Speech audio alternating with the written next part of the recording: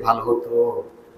এই সাহাবী বারবার প্রশ্ন করছে, তো রাসূল বুঝাতে চেয়েছেন তুমি এটা বুঝার জন্য আরেকবার জন্ম নেওয়া দরকার। আমরা বলি না এই কথাটা, আমরা বলি না তুমি আমাকে চিনতে হইলে আবার জন্ম নেওয়া লাগবে।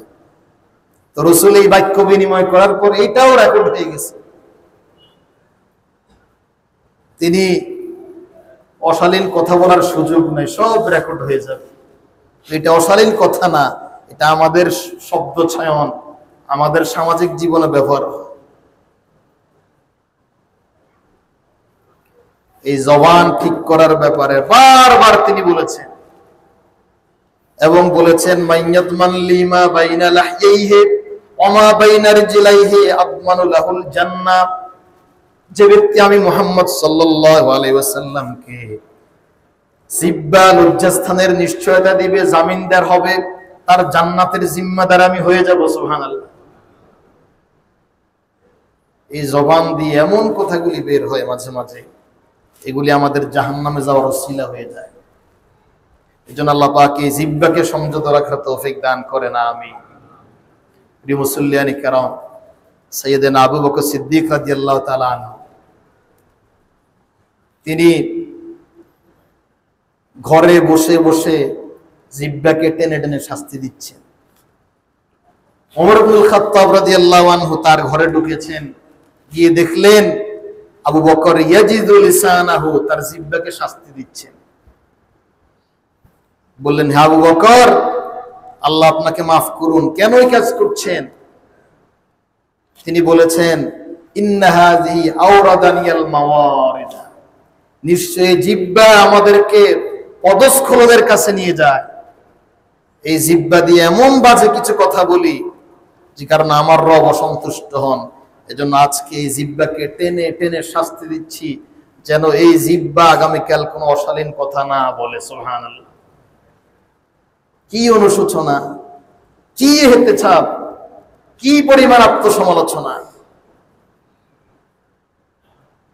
প্রিয় মুসল্লিয়ানে কেরাম, এজন্য জিহ্বা এবং লজ্জাস্থান চরিত্রের পরিচয় দেওয়ার জন্য এই দুটি জিনিস অঙ্গাঙ্গিভাবে জড়িত। আল্লাহর নবীর উম্মত, প্রিয় উম্মত তারাই হতে পারবে যারা এই জিহ্বাকে কন্ট্রোল করতে পারে। এই জিহ্বাকে আল্লাহ পাক নরম করে বানিয়েছেন, নরম করে বানিয়েছেন সুন্দর কথা বলার জন্য।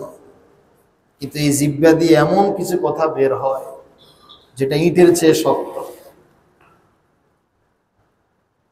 মুসা আলাইহিস সালাতু ওয়াস সালাম তাকে নবুয়ত দিয়ে পাঠিয়েছেন ফেরাউনের কাছে, ইযহাব ইলা ফিরআউনা ইন্নাহু তাগা। হে মুসা, ফেরাউনের কাছে দাওয়াত নিয়ে চলে যাও। শুধু তাই নয়, তোমার ভাই হারুন, তাকে নবুয়ত দিয়ে দিলাম, এখন তোমার ভাই হারুনকে নিয়ে চলে যাও। ইযহাবা ইলা ফিরআউনা ইন্নাহু তাগা, ফেরাউনের কাছে দাওয়াত নিয়ে চলে যাও, সে সীমা লঙ্ঘন করেছে। ফাকুলা লাহু কাওলান লাইয়িনান লাআল্লাহু ইয়াযাক্কার আও ইয়াখশা, তার কাছে গিয়ে দুই ভাই মিলে নম্রভাবে কথা বলো, বাজে কথা বলো না, ধমক দিয়ে কথা বলো না, নম্র ভাষায় যদি কথা বলো সে উপদেশ গ্রহণ করবে, আর যদি ধমক দাও তেড়ে আসবে। ঠিক কিনা বলেন? এজন্য প্রিয় ভাইরা আমার, আমরা আমাদের জিহ্বাকে কন্ট্রোল করব। আল্লাহ রাসূলের ব্যাপারে আলী রাদিয়াল্লাহু আনহু বলছেন, ওয়ালা ইয়াকযিবু আবাদা, কখনো মিথ্যা বলেন নাই। আল্লাহ রাসূল নিজ জবান দিয়ে কখনো মিথ্যা বলেন নাই। কৌতুক করতে গিয়ে বলেছেন, ইয়া আবা হিররা, আবু হুরায়রাকে বলেছেন, হে বিলাল ছানার পিতা। এক সাহাবী অন্য সাহাবীদের বোঝাগুলি কাঁধে নিয়ে হিজরত করছে। রাসূল বলেছেন, তুমি যে সবার বোঝা কাঁধে নিয়েছো, আইন্নাকা সাফিনা, তুমি কি নৌকা? তিনি বলেছেন লা। তিনি বললেন, তাহলে ফালিমা তামশি হাকাযা, তাহলে কেন সবার বোঝা তোমার কাঁধে নিলে? তো এই লোক তার নিজের নাম সাফিনা বা নৌকা রেখে দিয়েছে। সুবহানাল্লাহ। বলেছে, আনা সাফিনাতুন সাম্মানি রাসূলুল্লাহ সাল্লাল্লাহু আলাইহি ওয়াসাল্লাম, আজ থেকে আমি নৌকা, কারণ আল্লাহর নবীর জবান দিয়ে নাম বের হয়েছে। সুবহানাল্লাহ। তো এক সাহাবী বলেছেন, হে আল্লাহর রাসূল, ইন্নাকা তুদাইবুনা, আপনি তো আমাদের সাথে কৌতুক করেন, আপনি তো বিশ্ব নবী, অনেক বড় শানের লোক, আপনি কৌতুক করেন। রাসূল বলেছেন, ইন্নী লা আকুলু ইল্লা হাক্কা, হে আমার সাহাবী, আমি তো মিথ্যে কোনো কৌতুক করি নাই। তার জামার আস্তিন থেকে বিড়াল বের হয়েছে, বলেছি বিড়াল ছানার পিতা, তুমি নৌকার মতো মাল টানছো, তোমাকে বলেছিলাম নৌকা। আমি তো মিথ্যা বলি না, কেউ আমার একটা মিথ্যা রেকর্ড করে দেখাতে পারবে না। সুবহানাল্লাহ। পৃথিবীর কোন মানুষ বলতে পারবে? বলে এরপরে আলী রাদিয়াল্লাহু আনহু বলছেন, ওয়ালা ইয়াগতাব আহাদুন, আল্লাহর নবী তার জীবদ্দশায় কখনো কারো গীবত করেন নাই, তার দোষ ত্রুটি বলে বেড়ান নাই। কারো ব্যাপারে তার পিছনে এমন কথা বলেন না যেটা শুনলে সে কষ্ট পায়। যা বলতেন সামনে সুন্দর করে ইহতিসাবের জন্য, সংশোধনের জন্য বলে দিতেন। সুবহানাল্লাহ। আল্লাহ রাসূল সাহাবীদেরকে বলেছেন, মাল গীবাত, গীবত কি তোমরা জানো? সাহাবীরা বলেছে, আল্লাহু ওয়া রাসূলুহু আ'লাম, আল্লাহ এবং তার রাসূলই ভালো জানেন। রাসূল বলেছেন, যিকরুকা আখাকা বিমা ইয়াকরাহু, গীবত হচ্ছে এমন জিনিসের নাম, তোমার ভাইয়ের পিছনে এমন কথা তুমি বলবে যা সে অপছন্দ করে। শুধু তার বদনাম না, তার বৈশিষ্ট্য তার পিছনে বলে বেড়ালে এটাও গীবত হবে। নাউজুবিল্লাহ। তো রাসূল কখনো কারো গীবত করেন নাই। তিনি বলেছেন, আল মুসলিমু মিরআতুল মুসলিম, এক মুসলিমের জন্য আরেক মুসলিম আয়না স্বরূপ। সুবহানাল্লাহ। সুবহানাল্লাহ বলবেন না? আয়না স্বরূপ। দেখেন, রাসূল আয়নার কথা বলেছেন, বলেছেন গীবত করো না, আয়নার মতো দোষ ধরে দাও। সুবহানাল্লাহ। রাসূল অনেক উদাহরণ দিতে পারতেন। আয়নার কথা কেন বললেন? আয়না এমন জিনিস যে আয়নার সামনে আপনি আমি যখন দাঁড়াই, তখন আয়না আমার এই কপালে যদি একটা দাগ থাকে, একটা দেখায় নাকি দুইটা দেখায়? বলেন তো দেখি। একটা দেখায়।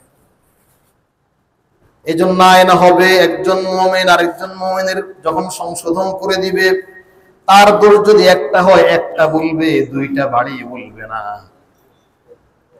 এখন আমরা যখন একটা দোষকে তিনটা বানাই তখন ঝামেলা হয়, ঠিক কিনা? এরপর আয়নার আরেকটা বৈশিষ্ট্য হচ্ছে, আয়নার সামনে যখন আমি দাঁড়াই, আয়না আমার এখনকার দোষ ধরে নাকি গতকালের দোষ ধরে? বলে এখনকার দোষ। আয়না পিছনের কথা বলে না।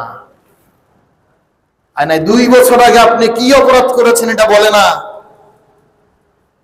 আয়না গতকাল আপনি কি করেছেন, আপনি হয়তো সংশোধন হয়ে গিয়েছেন। আয়না আপনার এখনকার দাগ দেখায়। এজন্য মানুষকে ইসলাহ করা, সংশোধন করার জন্য আল্লাহর নবীর ভূমিকা ছিল আয়না স্বরূপ। সে এখন যদি অপরাধ করে এখনকারটার সংশোধন করতে হবে, আর 2 বছর আগের কথা বলে তাকে লজ্জা দেয়া যাবে না। হয়তো আল্লাহর এই গোলাম সংশোধন হয়ে গিয়েছে, আল্লাহর এই গোলামকে হয়তো আল্লাহ মাফ করে দিয়েছেন, কিন্তু মানুষ এখনো মাফ করতে পারে নাই। অনেক মানুষ দেখবেন সংশোধন হয় না। ওই যে 5 বছর আগে একটা বদনাম হয়ে গিয়েছে, হয়তো আল্লাহর কাছে তাওবা করে ফিরে এসেছে, কিন্তু মানুষ এখনো তাকে ব্যঙ্গ করে, ঠিক কিনা বলেন? এজন্য আয়নার ভূমিকা রাখতে হবে। তৃতীয়ত, এই আয়নার সামনে যখন আমি দাঁড়াই, আয়না যখন আমার দোষ ধরে দেয়, আমি কি আয়নাকে বলি কিনা, আয়না তুমি আমার দোষ ধরলে কেন? আয়নাকে কি আঘাত করে ভেঙে ফেলি? আয়নাকে আঘাত করে ভেঙে ফেলি না। আয়নাকে সুন্দর করে মসৃণ কাপড় দিয়ে সুন্দর করে মুছে রাখি। এই জন্য নবীর শিক্ষা হচ্ছে, একজন মানুষ সুন্দর করে যখন আয়নার মতো আপনার সামনে আপনার দোষটা ধরে দেয়, তাকে মোহব্বত করুন, তাকে ভালোবাসুন, তাকে চা খাওয়ান, তাকে দাওয়াত দেন যে সে আপনার কল্যাণ কাম। কিন্তু যে আপনার সামনে আমার দোষ বলে না, আমার সামনে আমার প্রশংসা করে, সেই ব্যক্তি আমার পেছনে আমার গীবত করে। এজন্য সমাজে যারা সামনে দোষ ধরে দেয় এরা হচ্ছে তিতা, এদেরকে আমরা দেখতে পারি না, এদেরকে বেশি মহব্বত করবো। রাজি আছেন? আল্লাহ পাক তৌফিক দান করুন। প্রিয় ভাইরা আমার, ওয়ালা ইয়াজজি সাইয়্যাতু বিসাইয়্যা, নবীর ব্যাপারে তার সাহাবী বলেছেন আল্লাহর রাসূল মন্দের জবাব মন্দ দিয়ে দেন নাই। সুবহানাল্লাহ, মন্দের জবাব মন্দ দিয়ে দেন নাই। তাকে আঘাত করেছে, আঘাতের প্রতিফলে তিনি দোয়া করেছেন। পাথর দিয়ে আঘাত করেছে, রক্তাক্ত করেছে, রক্তাক্ত করে নাই। জিবরিল আমিন এসে বলেছেন হে আল্লাহর রাসূল এদেরকে মাটির সাথে মিশিয়ে দিব। তিনি বলেছেন আল্লাহুম্মা হাদি কওমি ফাইন্নাহুম লা ইয়ালামুন, ওগো আল্লাহ আমার এই জাতি আমাকে চিনে নাই, এদেরকে হেদায়েত দিয়ে দাও। সুবহানাল্লাহ।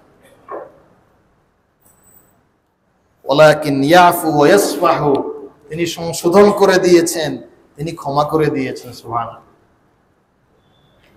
কখনো ক্ষমা করেছেন, কখনো সংশোধন করেছেন, শুধু ক্ষমা করে ছেড়ে দেন নাই। এক সাহাবী মাত্র ইসলাম গ্রহণ করেছে, ইসলাম গ্রহণ করে রাসূলের পিছনে সালাত পড়তে এসেছে। এখনো সালাতের বিধানাবলী সে জানে না। রাসূলের পিছনে দাঁড়িয়ে যখন সালাত পড়ছে, এক ব্যক্তি হাসি দেওয়ার পরে এক ব্যক্তি বলে উঠলো ইয়ারহামুকাল্লাহ। মুআবিয়া ইবনুল হাকাম আস-সুলামি এই ব্যক্তির নাম। তিনি ইয়ারহামুকাল্লাহ বলে উঠলেন। আল্লাহর রাসূল নামাজরত অবস্থায় সালাত শেষে সাহাবীরা তার রানের মধ্যে আঘাত করেছে, তুমি কেন সালাতের মধ্যে জবাব দিয়েছ? আল্লাহ রাসূল বলেছেন হে আমার সাহাবীরা, তাকে গালমন্দ করো না, সে সালাতের বিধান জানে না, মাত্র ইসলাম গ্রহণ করেছে। ডেকে এনে মাথায় হাত বুলিয়ে বলেছে এটা সালাত, ইন্না হাযিহিস সালাত, নিশ্চয় এটা সালাত, লা ইউসলিহু ফিহা শাইউম মিন কালামিন নাস, এখানে মানুষের কোনো কথা বলা জায়েজ নাই। ইন্নামা হুয়া তাকবীর ওয়াত তাসবিহ ওয়া কিরাআতুল কুরআন, হে মুআবিয়া এই সালাতের মধ্যে শুধু তাসবিহ হয়, কিরাত হয় এবং তাকবীর হয়। সুবহানাল্লাহ।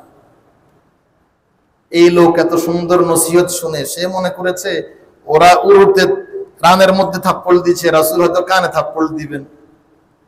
সে আশ্চর্য হয়ে বলেছে আল্লাহি মা রাআইতু মুআল্লিমান ক্বাবলাহু ওয়ালা বা'দাহু আহসানা তা'লিমান মিনহু, আল্লাহর কসম করে বলছি জীবনে এমন বড় শিক্ষক আমি দেখি নাই যে এত সুন্দর নসিহত করতে পারে। সুবহানাল্লাহ। আল্লাহি মা কাহারানি, আল্লাহর কসম তিনি আমাকে ধমক দেন নাই, ওয়ালা শাতামানি, তিনি আমাকে গালি দেন নাই, ওয়ালা দরাবানি, তিনি আমাকে মারেন নাই। সুবহানাল্লাহ। শুধু তাই নয়, মসজিদে নববী এটা কত বড় পবিত্র জায়গা ছিল।